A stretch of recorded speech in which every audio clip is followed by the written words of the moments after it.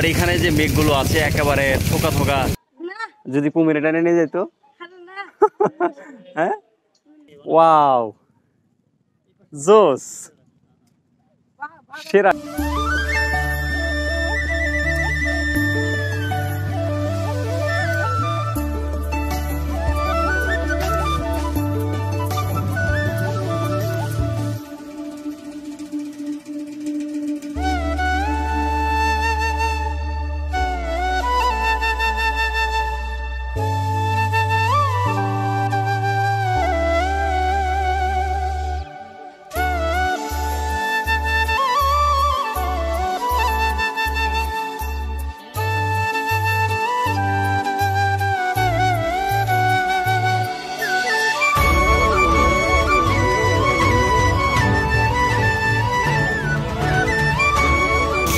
বন্ধুরা দেখুন কি অবস্থা, আসলে প্রকৃতিতে আসলে আল্লাহর সৃষ্টি কত সুন্দর এটা বোঝা যায়।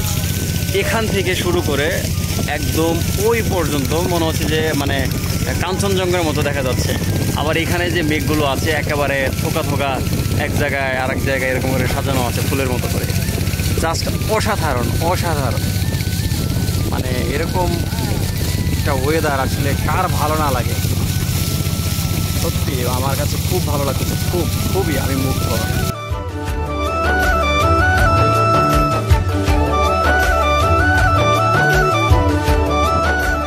দেখতে পারতেছেন আমার এক পাশে এক ভাই আছে, আমার বড় ভাই, মানে ওনার সাথে আমার নৌকাতেই পরিচয় হলো। তো ওনার বাড়ি হচ্ছে এই ভাগটিয়া চরে হচ্ছে ওনার বাড়ি। ওনার এই যমুনাতেই প্রায় 25 বিঘার মতো জমি কিন্তু অলরেডি পেয়ে গেছে এই যমুনাতে।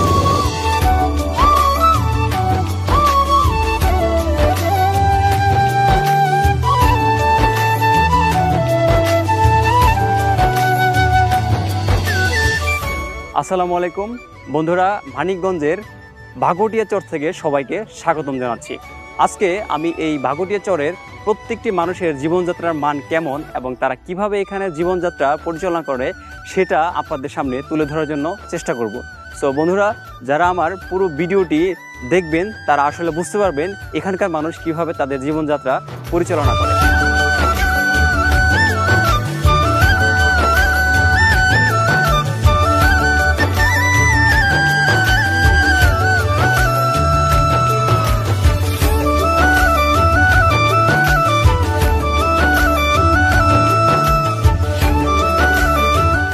তাও 17-18 বছর ধরে এখানে আছি। 17-18 বছর যাবত? হ্যাঁ। আচ্ছা, আপনার বাবা কিংবা আপনার পূর্বপুরুষ যারা ছিল তারা কি এখানে? তারা এখানেই ছিল। আচ্ছা আচ্ছা। বন্ধুরা, এখন হচ্ছে আমি ভাগটিয়া বাজারের মধ্যে অবস্থান করছি। এই ভাগটিয়া বাজার বলতে অ্যাকচুয়ালি আমরা বুঝি যে বাজারে প্রচুর পরিমাণ দোকানপাট থাকবে এবং অনেক ক্রাউড প্লেস এবং কোলাহল থাকবে, কিন্তু অ্যাকচুয়ালি এই ভাগটিয়া বাজারে আমি আসার পরে যতটুকু দেখতে পাচ্ছি এখানে দোকানের সংখ্যা খুবই কম এবং মানুষজনও দেখা গেছে আহামরি ওরকম নেই। আপনারা কি আমার পিছনে দেখতে পাচ্ছেন, এটা হচ্ছে একটা ক্লাব। এই ক্লাবে হচ্ছে হয়তোবা এই চরের যে যুব সমাজ আছে তারা হয়তোবা একটা ক্লাবে এখানে এখানে প্রতিষ্ঠিত করে তারা বিভিন্ন ধরনের বড় বড় উদ্যোগ নিয়ে তারা এই চরের মধ্যে কাজ করে। তো আমরা বাজারের মধ্য থেকে হচ্ছে আমরা এখন এই চরের ভিতরের দিকে যাওয়ার ট্রাই করবো। এই রাস্তা দিয়ে ভিতরে গেলে শুধু রাস্তার অনেক ভিতরের দিকে চলে গেছে। তো বন্ধুরা সঙ্গে থাকুন, এই ভিতরের দিকে গিয়ে আমরা গ্রাম খুঁজবো। এমনি কোনো চিকিৎসার জন্য আপনারা কই যান? মানে যদি সাপোজ ধরেন একটা সাপোজ প্রেগনেন্ট মহিলা মানে হবে গর্ভধারণ করবে, তখন তাকে নিয়ে মানিকগঞ্জ নৌকা পথে যাওয়া লাগে। এই হলো অবস্থা চরের মানুষের জীবন।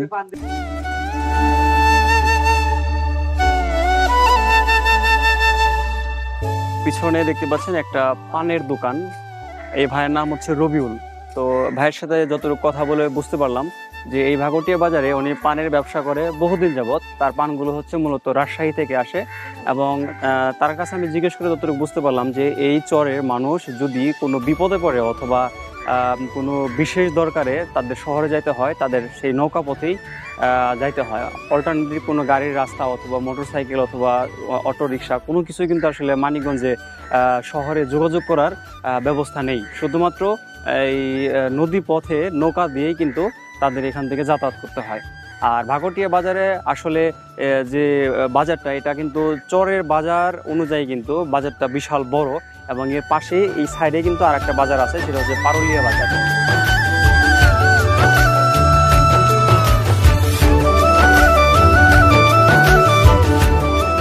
বন্ধুরা দেখতে পাচ্ছেন এখানে ঠিক দুপুর টাইমে ভাগটিয়া বাজারের অবস্থা।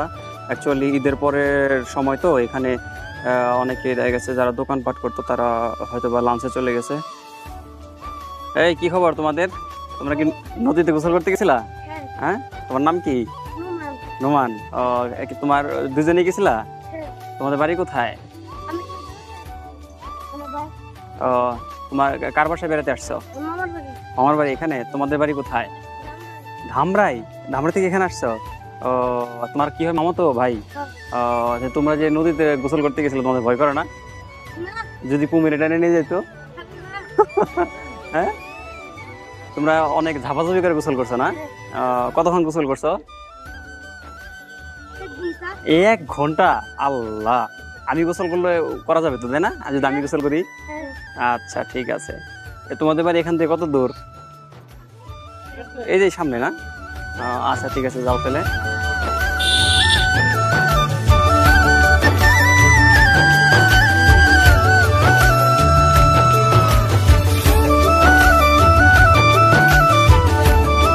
আপনাদের মানে এখানে কোনো ভালো স্কুল কলেজ এগুলো কি আছে?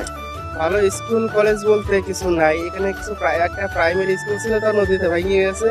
আর একটা হাই স্কুল আছে, সেটাও ভাঙার পথে আর কি। হাই স্কুল একদম নদীর পাড়ে চলে গেছে না? না, এপারেই আছে। তো আমাদের নদীর যে অবস্থা, তো বেশি দিন থাকবে না মনে হয়। প্রচুর রোদ, প্রচুর গরম, সব মিলিয়ে আমরা হেঁটে যাচ্ছি এই চরের গ্রামের রাস্তা দিয়ে। এখন হচ্ছে আমরা প্রায় অলমোস্ট এখান থেকে 3 থেকে 4 মিনিট লাগবে। একটা ফসলি জমির খোঁজ পাইছি। আমাদের এখান থেকে এই যে আমরা যেখান থেকে হেঁটে যাচ্ছি তার এই পাশ দিয়েই হচ্ছে ওই যে নদী, দেখতে পাচ্ছেন নদী বয়ে গেছে। আর এটা হচ্ছে একদম গ্রামের মাঝখান দিয়ে যে রাস্তা আছে সেই রাস্তা গেছে। তো সত্যি কথা বলতে আজকের যে আমার অভিজ্ঞতা, ঘোরার যে একটা অভিজ্ঞতা, এটা খুবই অসাধারণ, খুবই অসাধারণ। আমার কাছে খুব ভালো লাগছে, এবং বিশেষ করে আকাশের যে ওয়েদারটা ছিল মানে অমায়িক। আসলে সত্যি কথা, এরকম ওয়েদার আসলে সবারই ভালো লাগে। তবে আমার কাছে মনে হয়, এটা আমার ফিলিংস থেকে আমি বলি, যে আমার কাছে মনে হয় এরকম ওয়েদার আমার কাছে একটু বেশি ভালো লাগে সবার থেকে। সো সঙ্গে থাকুন। এই কি অবস্থা তোমাদের? আসো আসো আসো। স্কুলের নাম কি তোমাদের? এখান থেকে কি অনেক দূরে না? স্কুল কি অনেক দূরে? আর তোমাদের বাড়ি কোথায়? সবার বাড়ি এদিকে? তোমরা এখানে আসছো কেন? তাই, কি খেলাইতেছ বলো? গোসল করছো? গোসল করছো? আচ্ছা, গোসল করা শেষ? কোন জায়গায়? নদীতে গোসল করছো? হায় হায় রে, নদীতে গোসল করতে ভয় লাগে না? এ হে, কি বলে! আমার তো ওই যে মানুষ যে গোসল করতেছে না, দাঁড়িয়ে আছে না, আমার তো মনে হচ্ছে যদি পা টান দিয়ে কুমিরে নিয়ে যায়, আমার ভয় লাগতেছে। নাই না? তোমার নাম কি? তাসকিন। তোমার নাম কি যেন বললা? জিসান। তোমার নাম? জয়নাল। তোমার নাম? হজরত। তোমার নাম কি? হজরত। তোমার নাম? মাহিম। ঠিক আছে, তোমরা হচ্ছে আমার বন্ধু আজকে থেকে। হ্যাঁ ঠিক আছে, তোমরা অনেক ভালো। তোমরা খেলাধুলা করো প্রতিদিন এখানে না? আচ্ছা আচ্ছা। তোমাদের এখানে আশেপাশে বাদাম ক্ষেত আছে? বাদাম কোথায়? এটা? এখানে তোমাদের কারো নিজের ক্ষেত আছে? তোমার ক্ষেত আছে বাদামের? আচ্ছা, বাদাম খেতে গেলে বকা দিব কেউ? হ্যাঁ, বকা দিব কেন? বকা দিব কেন? আমি যদি বাদাম না উঠাই, আমি জাস্ট দেখব, তাহলে তোমরা কি যাবে আমার সাথে? চলো একটু ঘুরে আসি। হ্যাঁ চলো, আসো আসো আসো আসো আসো। কেউ কিছুই বলবে না, আসো, বাদাম দেখবো। আমরা দেখি নাই তো কোনোদিন। হ্যাঁ আসো। তোমরা খুব ভালো, তোমরা খুবই ভালো। বন্ধুরা দেখতে পাচ্ছেন, এখন আমার অনেকগুলা বন্ধু হয়ে গেছে এখানে এসে। তো ওদের নাম কিন্তু আমি আপনাদের সবাইকে বলে দিছি। আসো আসো, আমরা সবাই এখন এই যে নদীর পাড়ে চলে আসছি, নদীর পাড়ে চলে আসছি। আর এই যে আমার সাথে ওরা সবাই আছে, ওরা আমাকে হচ্ছে বাদাম খেতে নিয়ে যাচ্ছে। আমি বাদাম খেতে জীবনে দেখি নাই, তো আজকে প্রথম দেখবো। তো বন্ধুরা সঙ্গে থাকুন, দেখতে থাকুন। নতুন একটা অভিজ্ঞতা আজকে নিব এখান থেকে, এবং একটু পরে আমি এখানে গোসল করব। আসো, কোন দিকে? ওইদিকে না? ওই যে নৌকা যাচ্ছে না বন্ধুরা, দেখতে পাচ্ছেন ওই যে নৌকা যাচ্ছে একদম নদীর পাড়ে আমি এখন। এবং এটা হচ্ছে বাদাম ক্ষেত। ওরা সবাই আমাকে বাদাম খেতে নিয়ে আসছে। তো খুবই নতুন একটা অভিজ্ঞতা আজকে নিলাম, বাদাম খেতে আসছি। এই যে সান উঠাও না, বকা দিবে, বকা দিবে তোমাদের জন্য যদি আমাদের বকা ধরে বাইন্ধে রাখে। দাঁড়াও দাঁড়াও দাঁড়াও, 1 মিনিট 1 মিনিট। তোমার নাম কি জানি ভাই? তামিম। এই তামিম হচ্ছে এখন একটা উঠিয়ে দেখাবে। দেখাও তো ভাই কোনটা।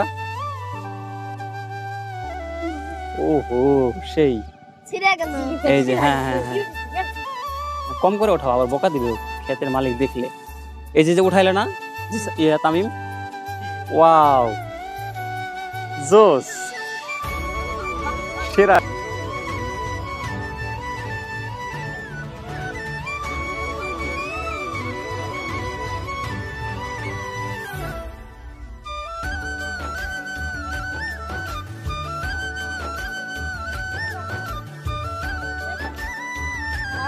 কাকা আসসালামু আলাইকুম, ভালো আছেন?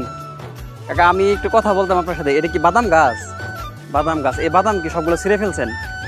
ও, এই যে রোদের মধ্যে যে আপনারা আসছেন, আপনাদের মানে কষ্ট তো হয় স্বাভাবিক, রোদের মধ্যে তো কাজ করলে সবারই কষ্ট হয়।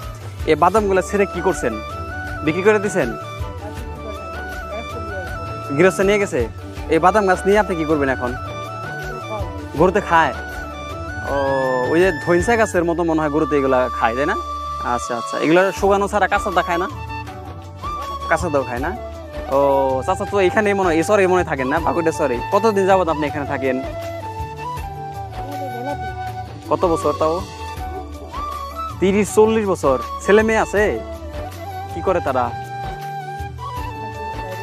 বিদেশ চলে গেছে? মাশাআল্লাহ। তারপর ঢাকা থাকে, লেখাপড়া করে, চাকরি করে না? আচ্ছা আচ্ছা, 2 ছেলেই? আচ্ছা আচ্ছা আচ্ছা, যাক তাহলে তো ভালোই। ঠিক আছে কাকা, দুপুরে খান নাই? মুখটা তো শুকিয়ে রয়েছে। বন্ধুরা এখন হচ্ছে আমি নতুন আর একটা অভিজ্ঞতা আপনাদের সাথে শেয়ার করব এবং নতুন একটা অভিজ্ঞতা নিব এখান থেকে। এই যে তামিম, তারপর হচ্ছে এই যে সবাই, মানে ওদের আমি এখন বন্ধু বানাইছি, সবাই আমার বন্ধু বান্ধব। ঠিক আছে, ওদের লগে আমি এখন এই পদ্মা না, এটা যমুনা তামিম, যমুনা তাই না? এই নদীতে হচ্ছে আমি এখন গোসল করব। সো আসেন সবাই, চলে আসো, আমরা এখন গোসল করব। বন্ধুরা আজকে এখন পর্যন্ত এই ভাগটিয়া চরে এসে আমার অভিজ্ঞতা যতটুকু বলছে, আমি খুবই আনন্দিত ফিল করতেছি। কারণ হচ্ছে এখানকার মানুষের জীবনযাত্রা খুবই সহজ এবং সরল, এবং এরা মানুষকে অনেক ভালোবাসতে জানে। কারণ তাদের সাথে একটু ভালো ব্যবহার করে ভালো মতো কথা বললেই তারা খুবই মানে সফটলি মানুষের সাথে মিশে তাদেরকে ভালোবাসা দেয়। তো এখন আমি একটু আগে কিন্তু আপনারা দেখলেন যে এক কাকার সাথে আমি কথা বললাম। এখানে কাকার বাড়ির ব্যাকগ্রাউন্ড কিন্তু আপনারা বুঝতেই পারছেন যে মোটামুটি অবশ্যই ভালো। তার যে এক ছেলে ঢাকায় থাকে এবং আর একটা ছেলে বিদেশ থাকে। সো তার যদি অহংকার থাকতো কিংবা তার মনে যদি এদিক সেদিক থাকতো, তাহলে কিন্তু অবশ্যই সে আমার সাথে এরকম কথা বলতে চাইতো না। সো এখন আমি এই যে নদীতে সবাই মিলে এখানে গোসল করব। সবাই রেডি? সবাই জোরে একসাথে চিল্লে, হ্যাঁ সবাই রেডি? চলো।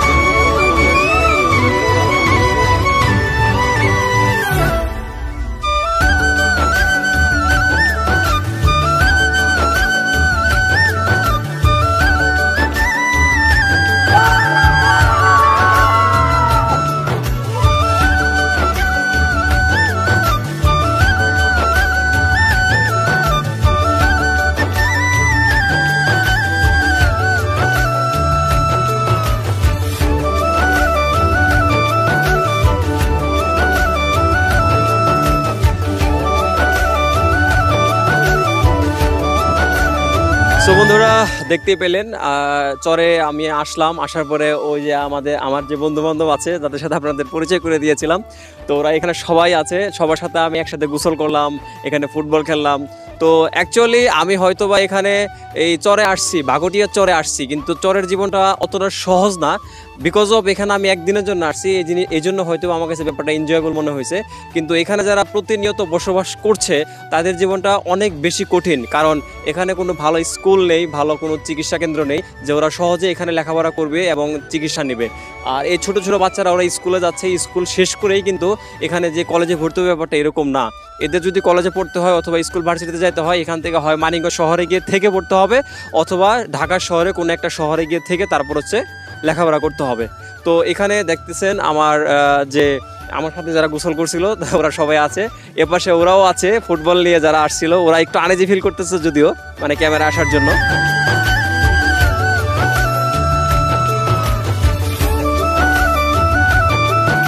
বন্ধুরা যদি আপনারা হচ্ছে এই চরে আসতে চান তাহলে এখানে কিছু স্পেসিফিক নিয়ম আপনাদের মেনটেন করতে হবে। যেমন নৌকার যে বিষয়টা আছে, এখানে 3টার পরে আর কোনো নৌকা পাওয়া যায় না। আর যদি আপনি 3টার নৌকাটা মিস করে ফেলেন সেই ক্ষেত্রে কিন্তু আসলে জাফরগঞ্জ যাওয়াটা আপনার জন্য অনেক বেশি কঠিন হয়ে যাবে।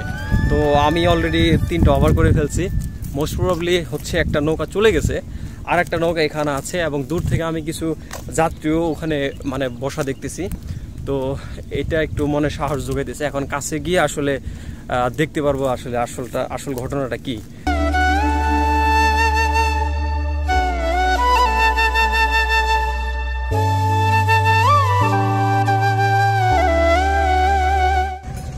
বন্ধুরা এই যে ভাগটিয়া চরের এটা হচ্ছে নদীর পার, অসম্ভব সুন্দর এবং একদম শান্তির একটা জায়গা।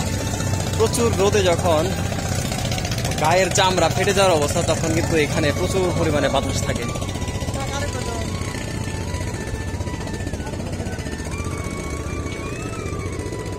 যে মুরব্বীরা হচ্ছে নৌকা থেকে আসতেছে, এই যে আমরা এখন নৌকায় যাব। আমাদের ভাগ্যটা অ্যাকচুয়ালি ভালো, বিকজ অফ এখানে একটা নৌকার মাঝি উনি অপেক্ষা করতেছিল, কারণ উনি হচ্ছে রিজার্ভে আসছিল। তো আমাদের ডেকে ডেকে নিয়ে যাচ্ছে, আমরা নৌকাটা মিস করে ফেলছিলাম। তো এই কাকাকে আমরা পেয়ে গেছি, ইনশাল্লাহ এই কাকার সাথে আমরা চলে যেতে পারবো। ফিরোজ আলহামদুলিল্লাহ কই? ও চলে আসছি।